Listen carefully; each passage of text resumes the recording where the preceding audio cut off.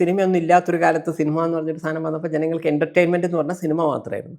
പിന്നെ അവിടെ നിന്ന് സ്ലോലി ഇപ്പോൾ ടി വി ഇതിലേക്കൊക്കെ വന്നു. അല്ല, ഓരോരോ ഓരോരോ യുഗമാണ്. അപ്പോൾ ടി വി വന്നപ്പോൾ പിന്നെ എല്ലാവരും കുറച്ചും കൂടെ ടി വിയിലേക്ക്, കാരണം ഒരുപാട് ചാനൽ നമുക്ക് ഫുൾ ടൈം കാണാനുള്ള വകയുണ്ട്. അപ്പോൾ അങ്ങനെ പോയി. പിന്നെ ടി വി യുഗത്തിൽ നിന്ന് അടുത്തത് നമ്മളെ സോഷ്യൽ മീഡിയയിലേക്ക് വന്നു, ഇൻ്റർനെറ്റിലേക്ക് വന്നു. അപ്പോൾ പിന്നെ ആളുകൾക്ക് കൂടുതൽ ലോകം മുഴുവൻ എല്ലാ സാധനങ്ങളും GB പൈസ ഒന്നും ആൾക്കാർ നോക്കുന്നില്ല, അതിലേക്ക് കയറി. ഇനി അടുത്ത സ്റ്റേജാണ് AI വരുന്നത്. പക്ഷേ ഓരോ സമയത്തും നമ്മൾ പറയാറുണ്ട് അതാത് സാധനങ്ങൾ നമുക്ക് അപകടമാണ് എന്നുള്ളത്. കാരണം ഡയറക്റ്റ്ലി ഒരു ഇൻഡയറക്റ്റ്ലി ഒരു അപകടപരമായ അവസ്ഥയിലേക്ക് വരാം. ഈ AI വരുമ്പോഴും നമുക്കിതേ ചോദ്യമുണ്ട്. കാരണം നിങ്ങൾ ചെയ്യാത്തൊരു കാര്യം വേണമെങ്കിൽ നിങ്ങൾ ചെയ്തു എന്ന് പറഞ്ഞൊരു AI കാണിക്കാം. വളരെ അപകടം നിറഞ്ഞ ഒരു സംഭവമാണത്. അപ്പോൾ നടന്മാരെ സംബന്ധിച്ചിടത്തോളമൊക്കെ ഇനി ശരിക്കും പറഞ്ഞാൽ AI റൈറ്റ് കൂടെ വാങ്ങേണ്ട അവസ്ഥയാവും. നിങ്ങൾ പ്രമുഖ നടിയാണ്, നിങ്ങൾ അഭിനയിക്കേണ്ട, നിങ്ങൾ അഭിനയിച്ചായിട്ട് വരുത്താം, ഇങ്ങനെ വരും.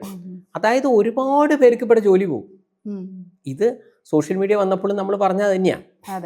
ഞാൻ പറഞ്ഞത് സോഷ്യൽ മീഡിയയിലൂടെ നിങ്ങൾക്ക് ട്രെയിൻ ടിക്കറ്റ് ബുക്ക് ചെയ്യാം, അത് ബുക്ക് ചെയ്യാം, മൊബൈൽ ചാർജ് ബുക്ക് ചെയ്യാമെന്ന് പറഞ്ഞപ്പോൾ തന്നെ ആൾക്കാർ പറഞ്ഞു. പിന്നെ അവിടെ KSEBയിൽ നിങ്ങൾ പണം അടയ്ക്കുന്നത്, ഇതിലൂടെ ചെയ്തു കഴിഞ്ഞാൽ അവിടുത്തെ ഒരു കേഷ്യറെ ജോലി പോകില്ലേ, അപ്പോൾ എത്ര ആളെ ജോലി പോകുന്നൊക്കെ അന്ന് പറഞ്ഞ് നമ്മൾ ടെൻഷൻ അടിച്ചവർ തന്നെയാണ്. ഇന്ന് AI വരുമ്പോഴും ഉറപ്പിച്ച് ഞാൻ പറയുന്നു, ഇപ്പോഴത്തെ എത്രയോ പേർക്ക് ജോലി പോകും. എനിക്ക് തോന്നുന്നു ഇപ്പം തന്നെ അമേരിക്കയിലൊക്കെ പല സ്ഥലങ്ങളിലും വന്നു കഴിഞ്ഞു. അങ്ങനെയാണെങ്കിൽ ശരിക്കും പറഞ്ഞാൽ വക്കീലന്മാർക്ക് ജോലിയില്ല, ഡോക്ടർമാർക്ക് ജോലിയില്ല. കാരണം ഈ AI സംവിധാനത്തിലൂടെ നിങ്ങൾക്ക് ഒരു അസുഖമുണ്ട്, നിങ്ങൾ ഈ AI ഒരു ആപ്പ് മതി, ചേട്ടാ വയറുവേദന, അപ്പം അത് ചോദിക്കും ഇതുണ്ടോ അതുണ്ടോ. ശരിക്കും ചിലപ്പോൾ വേണമെങ്കിൽ ശരി കറക്റ്റ് ഡോക്ടർ തന്നെ വന്ന് ചോദിക്കും. ഡോക്ടർ ക്രിയേറ്റഡ് ആണ്. അപ്പോൾ ഡോക്ടർക്ക് നിങ്ങൾ ഇത് കൊടുക്കുന്നതിനനുസരിച്ച് ഡോക്ടർ കഴിക്കാമെന്നൊക്കെ ചോദിച്ചിട്ട് ഒരു കാര്യം ചിന്ന മരുന്ന് കഴിച്ചോ, അല്ലെങ്കിൽ മരുന്ന് എഴുതിയില്ലെങ്കിലും അയാൾ അത്രയും പറഞ്ഞു കഴിഞ്ഞാൽ നിങ്ങൾ ഡോക്ടറെ അടുത്ത് വരെ ചെല്ലുന്ന ഒഴിഞ്ഞില്ലേ, സമയലാഭം.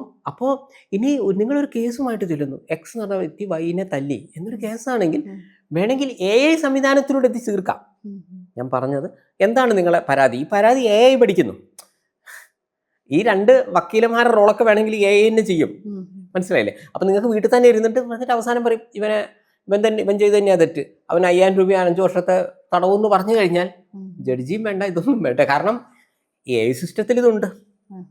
ഇത്രയും കാലം നിങ്ങൾ അതിനെ ലോഡ് ചെയ്ത് കൊടുത്തു കഴിഞ്ഞാൽ അതിനറിയാം ഇങ്ങനെ ഒരാൾ ഒരുത്തനെ തല്ലുമ്പോൾ അവനെ കൊടുക്കേണ്ടത് എന്താണ്, അവനോട് ചോദിക്കേണ്ടത് എന്താണെന്നൊക്കെ അത് ചോദിക്കും. ഒരു വക്കീൽ ചോദിക്കുന്നേക്കാൾ ഭംഗിയായിട്ട് AI ചോദിക്കും.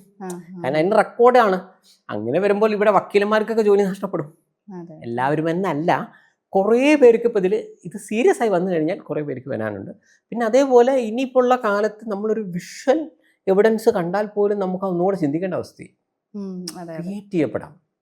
അതുകൊണ്ട് ഒരുപാട് ഡേഞ്ചറുണ്ട്, പക്ഷെ ഒരുപാട് ഗുണങ്ങളുണ്ട് കേട്ടോ. ശരിക്കും പറഞ്ഞാൽ ആളുകൾ ഇനി പുറത്തിറങ്ങേണ്ട ആവശ്യം വരില്ല. കുറേ കാര്യങ്ങൾക്ക് അതിൻ്റെ ഒരു ആവശ്യമേ വരുന്നില്ല. അല്ല ഇപ്പോഴും നിങ്ങൾ ആലോചിച്ച് നോക്കും, നിങ്ങൾക്കിപ്പോൾ വീട്ടിലേക്ക് വേണ്ട സാധനങ്ങൾ പണ്ടൊക്കെയാണെങ്കിൽ നമ്മൾ പോയി മേടിക്കുന്നു, പിന്നെ അവർ ഹോം ഡെലിവറി ഇങ്ങനെ നമ്മൾ തന്നെ പറഞ്ഞു കഴിഞ്ഞാൽ അതിനി ഒന്നും കൂടെ ഇതിൽ വരികയാണെങ്കിൽ നിങ്ങളൊരു സാധനം വാങ്ങിക്കാനായിട്ട് പുറത്തിറങ്ങണ്ട. സാരി എന്ന് പറഞ്ഞു കഴിഞ്ഞാൽ അവർ ലോകം മുഴുവനുള്ള എല്ലാ ഷോപ്പിലെയും സാരി കാണിച്ചു തരുന്നു. അപ്പോൾ നിങ്ങൾക്കത് അതിപ്പോൾ ഓൾറെഡി ഇപ്പോൾ വന്നു കഴിഞ്ഞു. ആലോചിച്ച് നോക്കും, മുമ്പ് നിങ്ങൾ മൊബൈൽ റീചാർജ് ചെയ്യുമ്പോൾ 250 രൂപയ്ക്ക് റീചാർജ് ചെയ്യുമ്പോൾ റീചാർജ് ചെയ്യുന്നതുകൊണ്ട് 25 രൂപ പോട്ടെ 10 രൂപയും കിട്ടും. ഇന്നിപ്പോൾ അംബാനി ബ്രോ വേണമെങ്കിൽ അവിടെ ഇരുന്ന് നിങ്ങൾ ഇന്ത്യ മുഴുവനുള്ള ആളുകൾ റീചാർജ് ചെയ്യണമെങ്കിൽ അദ്ദേഹത്തിന് ഒരു സൈറ്റ് വെച്ചാൽ പോരെ, നിങ്ങൾ ഗൂഗിൾ പേയിൽ പൈസ അടയ്ക്കുന്നു. അപ്പോൾ ഒരാൾക്ക് പോലും ഇവിടെ പൈസ കൊടുക്കണ്ട.